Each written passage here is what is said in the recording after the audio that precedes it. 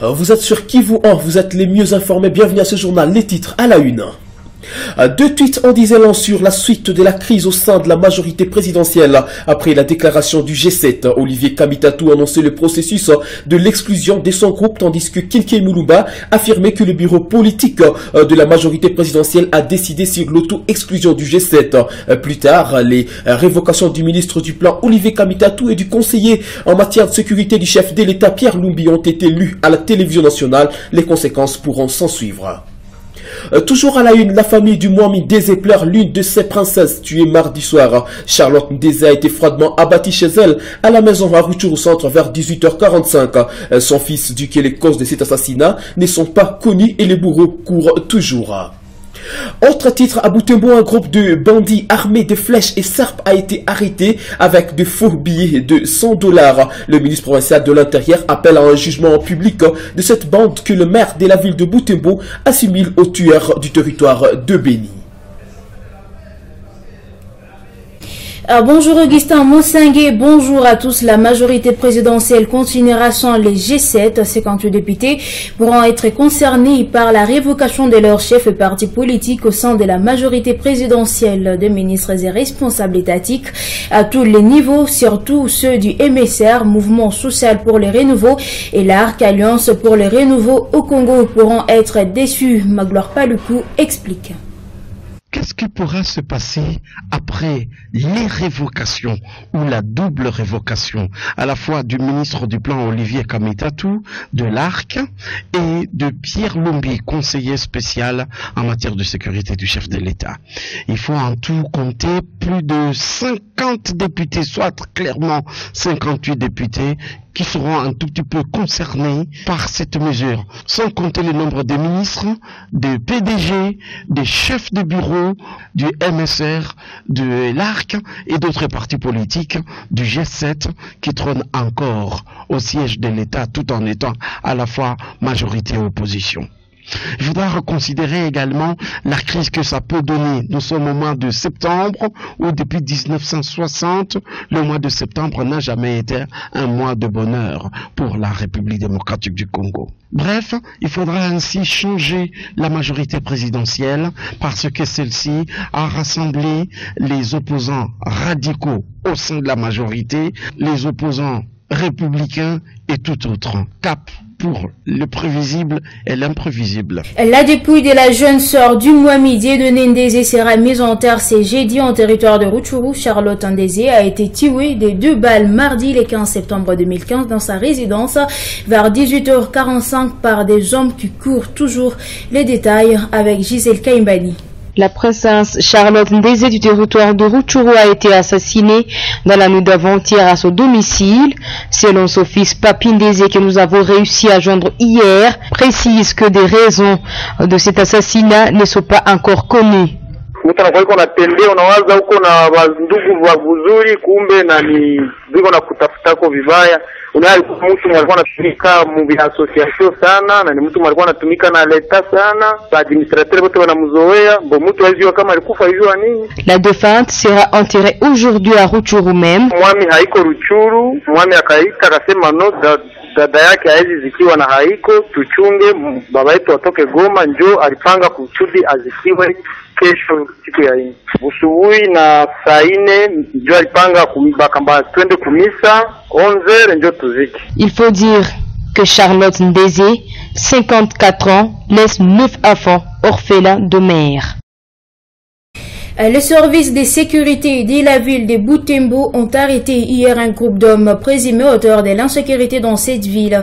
Selon des sources sur place, c'était à l'issue d'une perquisition que ces groupes, en possession d'un sac de faux billets de dollars américains, a été appréhendé. Ils détenaient aussi des armes traditionnelles comme des serpes et différents gris-gris. Les maires de Butembo les prend pour une colonne avancée des tueurs des territoires de Béni. Les détails avec Georges Kisandou, notre correspondant en ville de Butembo. Les 5 personnes aux arrêts étaient en possession d'une dizaine d'épées en forme de parapluie, d'une importante somme de faux billets de $100 américains, du sable à couleur dorée qu'elle faisait passer pour de l'or, ainsi qu'un cercueil de bébés contenant des gris-gris. Le maire de Butembo n'a pas caché sa satisfaction au sujet de l'arrestation de cette bande. Sikouliva Sakamakala Théodore.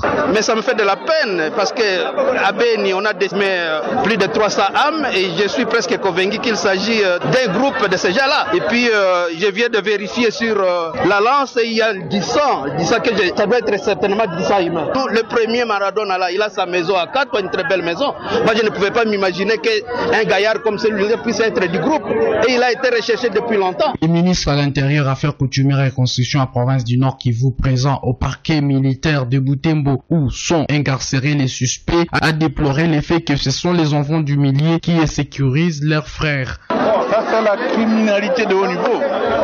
Et malheureusement, comme je vois tous ces délinquants, ce sont les enfants du village. Ce sont les enfants de Butembo.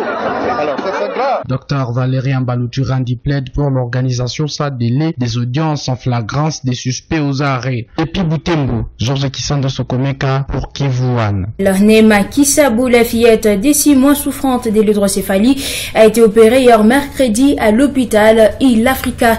Les médecins directeurs et spécialistes chirurgiens de cet hôpital, Dr Luc Malemou Kalicia, s'est dit content de voir que cette opération n'a duré qu'1 heure sans complications.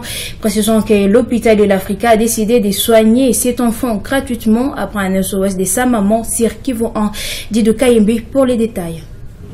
Le docteur Likmale Mokalicia s'est réjoui de l'opération de l'enfant Neema qui n'a duré qu'1 heure de temps et qui s'est bien passée avec des matériels chirurgicaux spécifiques à l'hydrocéphalie. L'opération s'est bien passée, c'est une opération qui a duré 1 heure de temps. Neema s'est déjà bien réveillée. Je viens de voir sa maman, elle est très contente. Donc ça s'est bien passé. Nous avons utilisé ce que nous appelons le shunt. C'est un matériel qui est fabriqué. On introduit le matériel derrière l'oreille droite. Ça entre dans le ventricule du cerveau. Le ventricule, c'est une partie du cerveau, là où s'accumule le liquide céphalorachidien. Sa mère, Kissa Bongango, continue à remercier de tout cœur à cet acte de générosité que les autorités de l'hôpital Il Africa ont manifesté à son égard. Ninashukuru Mungu sana, magazi mmenifanyizia. Mungu awabariki sana.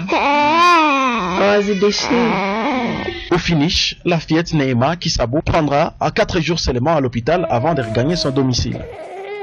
Innocent Baloumé vient de finir le tournage de son nouveau single en featuring avec Werason à Kinshasa. La star internationale de Goma refuse de dévoiler les titres de cette chanson et dit attendre les lancements officiels prévus pour ce mois de septembre pour le dévoiler les détails avec Augustin Monsangué. Après Paula et Tchacha, les 2 singles qui ont fait la fierté de la RDC dans plusieurs chaînes internationales, Innocent Baloumé a choisi de faire son nouveau single avec Werason. Quand il est passé à Goma, nous avons eu cette idée-là de faire une chanson ensemble. Alors nous sommes venus à Kinshasa, nous avons finalisé la chanson et puis à la fin nous avons aussi fait les clips. Les titres de la chanson, je vais laisser aux fans de découvrir ça parce que c'est déjà pour très bientôt. Et donc déjà la chanson va sortir fin de ce mois, plus tard début octobre. Innocent Baloumé prévoit donc le lancement de ce single après ses 2 productions du 21 septembre à Kigali et le 27 septembre 2015 ici à Goma. Et terminons en sciences, le stock du poisson dans les océans a diminué de moitié depuis 1970 en raison notamment de la surpêche et les océans sont désormais au bord de l'effondrement, estiment les organisations écologistes WWF et ZSL.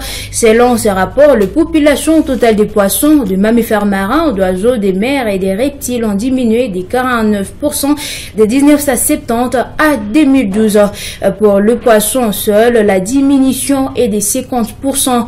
Les rapports se font sur l'étude des 5829 populations des 1234 espèces comme le phoque, les tortilles des mers, les dauphins et les requins. Les données obtenues par les ZSL sont près de 2 fois plus amples que lors d'études faites par le passé. Fin ce journal, merci de l'avoir suivi. Deux tweets en disaient long sur la suite de la crise au sein de la majorité présidentielle. Après la déclaration du G7, Olivier Kamitatou a annoncé le processus de l'exclusion de son groupe, tandis que Kenkei Mulumba a affirmé que le bureau politique de la majorité présidentielle a décidé sur l'auto-exclusion du G7. Plus tard, les révocations du ministre du Plan Olivier Kamitatou et du conseiller en matière de sécurité du chef de l'État Pierre Lumbi ont été lues à la télévision nationale. Les conséquences pourront s'en suivre. La famille de Mwami Ndeze pleure l'une de ses princesses tuée mardi soir. Charlotte Ndeze a été froidement abattue chez elle à Rutshuru Centre vers 18h45. Son fils dit que les causes de cet assassinat ne sont pas connues et les bourreaux courent toujours. À Butembo, un groupe de bandits armés de flèches et serpes a été arrêté avec des faux billets de $100. Le ministre provincial de l'Intérieur appelle à un jugement en public de cette bande que le maire de la ville de Butembo assimile aux tueurs du territoire de Béni.